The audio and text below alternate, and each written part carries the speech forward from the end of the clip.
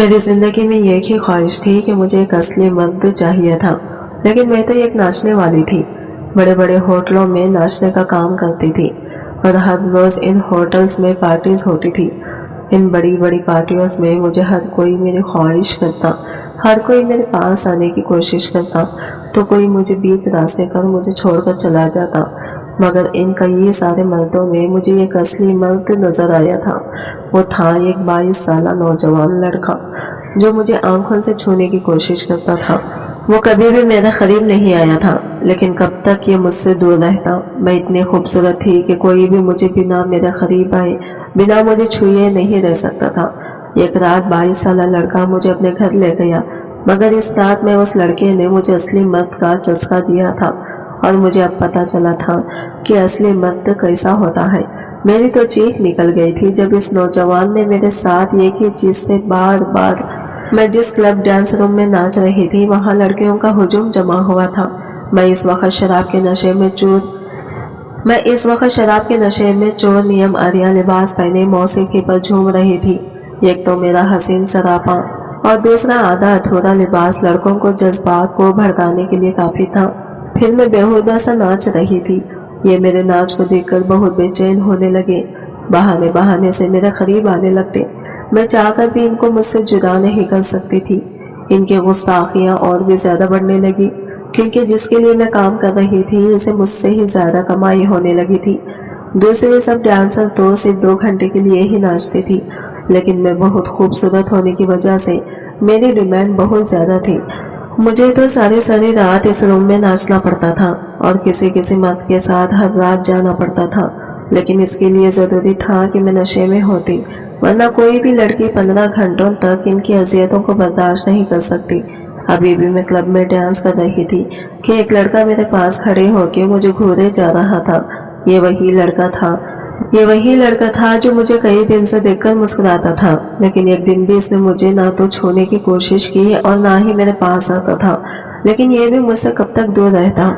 मेरी खूबसूरती को देखकर मेरे करीबी से तो आना ही था, और आज अपने बढ़ते जज्बात की मजबूरी से मेरे पास आ गया। मुझसे पूछने लगा, क्या मैं आपके साथ डांस कर सकता हूँ? इसकी बात सुनकर मेरे जिस्म में झुरझुरी पैदा हो गई थी, क्योंकि यहाँ के मर्द लोग मेरे साथ नाचने के लिए और मेरे करीब भी आने के लिए इजाजत नहीं लेते थे। जो चाहते वो मेरे साथ अपनी मर्जी से पूरा करते थे।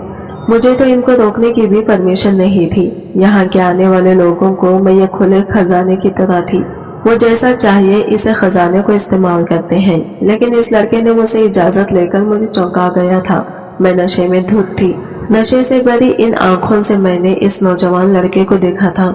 काफी खूबसूरत खुश शक्ल लड़का था। ये मेरे साथ डांस करते करते मेरी तारीफ करने लगा, कहने लगा कि बहुत खूबसूरत है आप। इतने खूबसूरत लड़की का नाम क्या है? क्या मैं आपका नाम जान सकता हूँ? मुझे तो इसकी बात सुनकर हैरत हुई कि पिछले 4 सालों से किसी ने मुझे आप कहकर नहीं बुलाया था, वरना हम जैसे नाचने वालियों को तो लोग गाली से पुकारते हैं और बात बात में करते हैं। लेकिन मैं इस लड़के को देखकर तो चौंक गई थी। शायद इसके अंदाज से मैं मुतासिर कर गई थी। मैंने कहा कि तुम कोई भी मुझसे नाम से पुकार लो। इसने जैसे ही मेरी बात सुनी तो बेतहाशा हंसने लगा, कहने लगा, नहीं, मैं कैसे आपको कोई भी नाम से पुकारूं? तुम्हारा असल नाम बताओ मुझे, मैं तुम्हें असल नाम से जानना चाहता हूँ। इसकी बात सुनते ही मैं हैरत में मुब्तला हो गई थी। इन 4 सालों में मैं अपना खुद का असल नाम भूल चुकी थी। ये तो मेरा असल नाम याद दिलवाने में तुला हुआ था। इन 4 सालों में मैं अपना नाम भूल चुकी थी। इसके मुझसे नाम पूछने की वजह से मैं अपने 4 साल पीछे अपने माजी में चली गई थी। गुड़िया बेटा, मेरे कानों में अपने बाप की आवाज गूंज रही थी। नशे में होने के बावजूद भी हर वो अजियत इन 4 सालों में मैंने सही थी मुझ पर तारी होने लगी। मैंने इसे खुद से पीछे ढकेल दिया। ये देखकर वो मुझे हैरत भरी नजरों से देखने लगा। मेरा तन बदन बुरी तरह से चलने लगा था। वहां और भी लड़के मौजूद थे।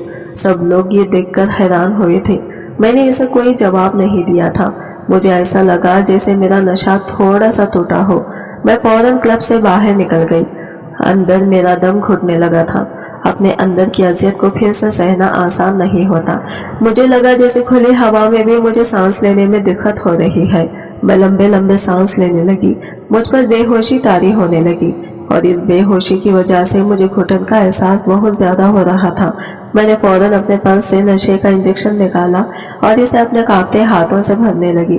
بے ہوشی کی وجہ سے میرا پورا وجود کپ کپا رہا تھا۔ میرے لیے آسان نہیں تھا، میں سب کچھ بھول جانا چاہتی تھی۔ میں نے جلدی سے انجیکشن بھرا اور اپنے بازو پر گھونٹ لیا۔ مجھے یاد آنے لگا بچپن میں کتنا ڈرتی تھی میں انجیکشن لگوانے سے، کتنا روتی تھی، اپنے باپ کے ساتھ لپٹ جاتی تھی کہ بابا میں کڑوی دوائیں کھا لوں گی لیکن مجھے انجیکشن نہیں لگانا، پلیز مجھے انجیکشن مت لگوائیں۔ اور میرے باپ مجھے اپنے ساتھ محبت سے کھینچ لیتے تھے، ڈاکٹر سے کہتے تھے میری گڑیا بیٹی کو دوا دے دو، اگر اسے انجیکشن سے تکلیف ہوگی تو صحیح، مجھ سے بھی برداشت نہیں جائے گا۔ میں اپنی بیٹی کی آنکھوں میں آنسو نہیں دیکھ سکتا۔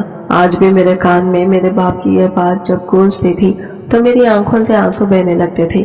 بچپن سے 18 سال کی عمر تک میں نے کبھی بھی انجیکشن نہیں لگوایا تھا، مجھے بڑا خوف آتا تھا، اور اس کے بعد سے آج تک میں نے اپنے وجود میں جتنی اذیت سہی تھی، یہ انجیکشن تو کچھ بھی نہیں تھا۔ اپنے بازو پر تو یہ حال تھا کہ میں خود انجیکشن گھونپنے لگی تھی، کبھی کبھی کمر پر، کبھی پیٹ پر، میرا پورا وجود داغدار ہو چکا تھا۔ مرد کا بس ایک ہی روپ میں نے دیکھا تھا اور وہ تھا میرے بابا کا۔ اس کے بعد میں نے مردوں میں سے کتوں، بھیڑیوں، سانپ جیسے مزاج کے لوگ دیکھے تھے، ڈسنے والے، نوچنے والے، کاٹنے والے، کھانے والے، یا پھر خنجر کی آنکھ سے دیکھنے والے۔ ہوس زدہ بھوک کی آنکھیں میرے نیم خوابیدہ وجود سے اپنی نگاہوں کے ہوس کی بھوک مٹاتی تھی۔ ایک ایسی لڑکی کے لیے یہ زندگی نہایت اذیت ناک ہوتی ہے جو کبھی بھی اس حال کی عادی نہیں ہوتی، مجبوراً آئی ہوتی ہے یا دھوکے سے لائی گئی ہوتی ہے۔ میں سب کچھ بھول جانا چاہتی تھی، یہاں تک کہ خود کو بھی، اپنے نام کو بھی، اپنی اصل شناخت کو بھی۔ ہوش کی دنیا میرے لیے بہت اذیت ناک تھی، لیکن اس سے پہلے کہ مجھ پر نشہ طاری ہوتا، وہ نوجوان میرے پیچھے کھڑا مجھ سے کہنے لگا، آج رات کا کیا سین ہے؟ مجھے آپ کے ساتھ رات گزارنی ہے۔ میں نے پلٹ کر اسے دیکھا، میں نے کہا مجھے نہیں معلوم، میرے سوداگر اسی کلب میں بیٹھے ہیں، جا کر ان سے بات کر لو۔ وہ کہنے لگا آپ کیا چاہتی ہیں؟ میں نے اس کی آنکھوں میں دیکھ کر کہا یہاں ہماری مرضی نہیں چلتی صاحب، یہاں بس ان لوگوں کی مرضی چلتی ہے جن کے ہم خریدے ہیں۔ وہ میرے قریب آ کر کہنے لگا میں آپ کو اپنے ساتھ لے جانا چاہتا ہوں، 10 منٹ رکو، میں بات کر کے آتا ہوں۔ یہ کہہ کر وہ دوبارہ کلب کے اندر چلا گیا۔ کچھ دیر بعد وہ باہر آیا، اس کے ساتھ وہ شخص بھی تھا جو کہ میرا خریدار تھا، بڑا خوش نظر آ رہا تھا۔ اس کے چہرے کی مسکراہٹ بتا رہی تھی کہ سودا پکا ہو چکا ہے، آج رات مجھے اس نوجوان کے ساتھ گزارنی ہے۔ میرے پاس آ کر کہنے لگا تم اس کے ساتھ جا سکتی ہو، کل صبح تمہیں یہاں چھوڑ دے گا۔ میں نے کوئی جواب نہیں دیا۔ وہ شخص مجھے اپنی گاڑی کے پاس لے کر گاڑی کا فرنٹ ڈور کھول کر مجھے بیٹھنے کا اشارہ کرنے لگا۔ میں کسی بے جان وجود کی طرح بیٹھی جانتی تھی اب میرے ساتھ کیا ہوگا۔ ہم جیسے جسم فروشی عورتوں کے ساتھ کوئی بھی نرمی اور رحم والا معاملہ نہیں کرتا۔ ہر کوئی ہمارے پاس آنے سے پہلے اپنی شرافت کا لبادہ اتار کر آتا تھا۔ میری سوچوں کا تسلی کی بریک سے ٹوٹا تھا۔ ایک گھر کے سامنے گاڑی کھڑی ہوئی تھی، وہ نوجوان مجھے گاڑی سے اترنے کا کہنے لگا۔ میں خاموشی سے گاڑی سے نیچے اتر گئی، نہ چاہتے ہوئے بھی میرے دل کی دھڑکن تیز ہوئی تھی۔ آہستہ آہستہ مجھ پر انجیکشن کا اثر ہونے لگا تھا، مجھے نشہ ہونے لگا تھا، میرے پاؤں لڑکھڑانے لگے تھے۔ میں گنگنا سے محسوس کر رہی تھی۔ جب اس شخص نے مجھے یوں دیکھا تو میرا بازو تھام لیا، بڑی مضبوط گرفت تھی اس کی۔ اس نے ایک ہاتھ سے مجھے تھام رکھا تھا، دوسرے ہاتھ سے اپنے گھر کا تالا کھولا اور مجھے گھر کے اندر لے گیا، اپنے کمرے میں لے جا کر بستر پر بٹھا دیا۔ اس کے کمرے میں ایک روم فریج موجود تھا، اس نے اس میں سے ایک بوتل نکالی اور اسے گلاس میں ڈالنے کے بعد مجھے کہنے لگا اسے پیو۔ میں نے کہا مجھے پیاس محسوس نہیں ہو رہی۔ کہنے لگا پھر بھی اسے پیو۔ میں نے بس 2 گھونٹ پیے، لیکن اسے پیتے ہی مجھے کچھ عجیب سا ہوا تھا، جیسے وہ پانی تھا، سیدھا گلے میں جا کر لگا۔ میں نے کہا یہ کیا ہے؟ کہنے لگا آپ کا نشہ توڑنے کے لیے لیمو پانی ہے۔ اس کے 2 گھونٹ پیتے ہی مجھے ہوش مندی سے محسوس ہوئی۔ میں نے اس پر تھیکا نظر ڈالا اور کہا نشہ کیوں توڑنا چاہتا ہے؟ مردوں کو تو عورت نیم بے ہوشی میں زیادہ اچھی لگتی ہے، کیونکہ احتجاج نہیں کر سکتی، ان کے سامنے بے بس ہوتی ہے، اور میں نے سنا ہے کہ مردوں کو عورت کی بے بسی بہت پسند ہوتی ہے۔ میری بات سن کر اس نے کچھ نہیں کہا، بس میرے پاس بیٹھ گیا۔ میرے کھلے بالوں کو اس نے اپنے ہاتھ سے میرے کان کے پیچھے کیا، پھر میرے کان کو پکڑ کر اپنے ہاتھ سے سہلانے لگا۔ جیسے ہی میرے کان کے زخم پر اس کا ہاتھ لگا تو ایک سرکاری سی میرے منہ سے نکلی۔ کہنے لگا کان پر زخم کیسے ہو گیا؟ میں نے کہا کوئی نئی بات کرو صاحب، میرا تو پورا وجود ہی ایسے زخموں سے چور ہے، کہیں سگریٹ کے نشانات نظر آئیں گے، نہیں دانتوں کے۔ मेरी बात सुनकर कुछ देर वो मेरे चेहरे को गौर से देखता रहा। कहने लगा, मुझे नहीं लगता कि आप मुझे पेशावर ना किस्म की लड़की लगती है, बड़ी मासूमियत है आपके चेहरे पर। मैंने कहा, आपने काम से काम रखो साहब, मैं कौन हूँ कौन नहीं हूँ, यहाँ पर आने के बाद ये बातें बेकार सी हो जाती हैं। हम सब एक जैसी हो जाती हैं, माजी कोई अहमियत नहीं रखता, बस ये हाल होता है या मुस्तकिल। यह कहकर मैंने अपना पर्स बिस्तर पर रखा, अपनी हील उतारी, दोनों पाँव बिस्तर पर रखकर बैठ गई। वो बड़ी दिलचस्पी से मुझे देख रहा था। फिर मुझसे कहने लगा, मैं चाहता हूँ कि हमारे दरमियान जो कुछ हो होशमंदी में हो, इसलिए ये पानी पी लो, आपका नशा उतरना बहुत जरूरी है। मैंने कहा, मैं नहीं चाहती कि मेरे साथ जो कुछ भी हो वो मेरे होशो हवास में हो। कहने लगा, मैं आपको यहाँ अपनी रात रंगीन करने के लिए नहीं लाया, इसलिए बेफिक्र रहे। बड़ी अजीब सी बात कही थी उसने। अगर रात रंगीन करने के लिए नहीं लाया था तो 1 लाख की रकम भरकर मुझे लाया क्यों था। यह कहकर उसने पानी का गिलास पकड़ा और मेरे होठों पर लगा दिया। जबरदस्ती उसने मुझे पूरा गिलास पिलाया, जिसे पीते ही कुछ देर बाद मुझे अपना नशा तोड़ता हुआ महसूस हो रहा था। मैं समझ नहीं पा रही थी कि यह कैसा शख्स है, दूसरे मर्दों से बहुत मुख्तलिफ सा था। मुझे कहने लगा, अब बताओ कौन हो आप, मैं आपके बारे में जानना चाहता हूँ, मुझे आप अच्छी लगती हैं। पिछले 1 महीने से मैं आपको देख रहा हूँ, बड़ी मजबूरी में आप उस क्लब में डांस कर रही होती हैं। मैंने कहा, तुम मेरे बारे में जानकर क्या करोगे। उसने ये गहरी सांस ली, फिर मेरे कानों में पहनने वाले झुमके उतार दिए। कहने लगा, उस मुसीबत को तो उतारो, पहले आपके कान जख्मी हो गए हैं। फिर उसने मेरा हाथ थामा। कभी रात भी बीत गई, मुझे अंदाजा ही नहीं हुआ। उस शख्स ने बस मेरी दर्दों को सुना था जिसके साथ मैंने पिछली रात गुजारी थी। वो आधा पागल था, किसी भूखे कुत्ते की तरह उसने मेरे साथ ये सुलूक किया था। मेरे कानों को भी अपने दांतों से कुचला था, मेरे कानों से खून रसने लगा था, मेरे बाजू पर जलती सिगरेट बुझाई थी। पता नहीं ये मर्द खरीदी हुई औरत को इंसान क्यों नहीं समझते, क्यों बिकाऊ माल समझकर इस्तेमाल करते हैं, जैसे हम बेजान चीज हैं, जो चाहे करते रहें। इन जैसे जानवरों के साथ सारी रात गुजारने के लिए जरूरी था कि मैं नशे में चूर रही थी।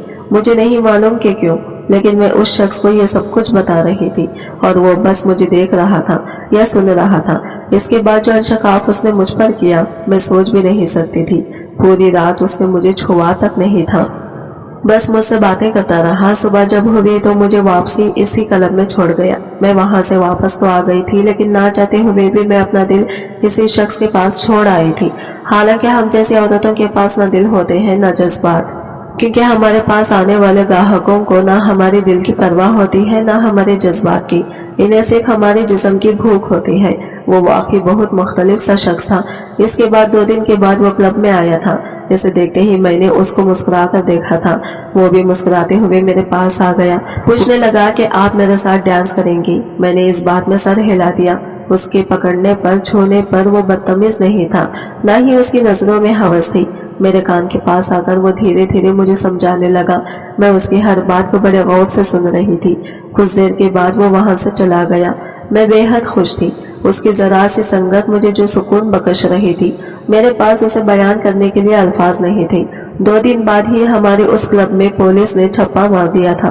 तमाम लोगों को पुलिस पकड़कर ले गई और हम जैसी जिस्म फिरोशी लड़कियों को आज़ादी मिल गई, क्योंकि वो शख्स खुफिया एजेंसी का था। उस रात उसने मुझे यही कहा था कि अगर मैं उसका साथ दूं तो वो मुझे इस माहौल से आज़ाद करवा सकता है जिस माहौल में मुझे जबरदस्ती लाया गया था। मैं वैसे भी उस माहौल से निकलना चाहती थी, चाहे इसकी खातिर ही सही। जो नौजवान मुझे यहाँ लाया था उसका नाम अहमद था, नेक सीरत किस्म का नौजवान था। मैंने इन्हें बहुत से ऐसे लोगों के बारे में भी बताया जो कमसन 14 साल लड़कियों को बाहर के मुल्क में स्मगलिंग करते थे और पाकिस्तान के मुख्तलिफ शहरों में ऐसे कमसन लड़कियों को अक्सर स्कूल जाते हुए इनके पास से गाड़ी गुजारते और गाड़ी रोककर इनसे कोई एड्रेस पूछने लगते। जैसे ही वो बच्चे एड्रेस बताती तो इसे रुमाल सुंघाकर अपनी गाड़ी में भींच कर बिठा लेते या इनके पास से गुजरते हुए इन्हें यह कैसे पन चबाते जिससे वो फौरी तौर पर बेहोश होकर गिर जाती और वो लोग इसे अपनी कार में बिठाकर एक अनजान जगह पर ले जाते। कई बच्चों को अगवा किया जा रहा था। माँ बाप की जरा सी लापरवाही इन्हें हमेशा के लिए पछता देगी कि बेटियों को बा इख्तियार बनाने के लिए अकेला स्कूल और कॉलेज भेजा जाए। हम जिस माशरे में रह रहे हैं ये नफस नफसी का दौर है। बस हर कोई अपने मुफाद के लिए दूसरों की जिंदगियां बर्बाद कर देता है। मैंने इसे ये भी बताया कि मुझे कॉलेज में भेजा गया जहां मैं लड़कियों को ड्रग्स की सिगरेट देती थी, फिर इन्हें इसी गर्व में आने पर मजबूर करती थी जहां इनकी इज्जत की धज्जियां बिखेर दी जाती थी और फिर इन्हें ब्लैकमेल करके जिस्म फरोशी के काम पर लगा दिया जाता। मेरी वजह से बहुत से गिरोहों को पकड़ा जा चुका था। अहमद मुझसे बहुत खुश था। बहुत सी लड़कियों को इनके वालिदैन ने कबूल कर लिया था और बहुत सी यतीम खानों में अपनी जिंदगी गुजारने लगी थी। 6 माह गुजर गए थे। अहमद मेरी बहुत इज्जत करता था और मैं इससे मोहब्बत करने लगी थी। एक बार वो अपनी वालिदा से फोन पर बात कर रहा था। मैं चाय का कप ट्रे में रखकर इसके कमरे में आई थी, इसीलिए इसकी बात सुनकर वहां खड़ी हो गई। वो फोन पर अपनी वालिदा से कह रहा था कि इसकी बाकी साथी भी इसी कमरे में थे और वो कह रहा था कि वो अभी शादी नहीं करना चाहता, इसे वक्त चाहिए। खाला से कह दे कि अगर वो इनकार नहीं कर सकती तो अपनी बेटी की शादी जिससे चाहे कर दे। ये कहकर उसने फोन बंद कर दिया। फिर शुरू हो गए, तुमने ये क्या किया? बचपन से वो लड़की तुम्हारे नाम पर बैठी है और तुम हो के शादी से इनकार कर रहे हो।